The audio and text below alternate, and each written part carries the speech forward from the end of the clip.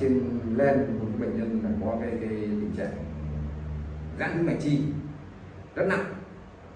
Cái tình trạng giãn tĩnh mạch chi của em khá đặc biệt đúng không? Vâng. To đúng không? Của em nó to, nó toàn bằng ngón tay và nó từ đầu này đến mặt đây. Đó đấy, tức là một trường hợp rất đặc biệt. Nhân đây bác sĩ cũng trao đổi một chút chuyên môn của người hiểu, tức là cái cơ chế của cái bệnh lý giãn tĩnh mạch chi và trĩ thì nó cơ chế và nguyên nhân sinh bệnh tương đối giống nhau.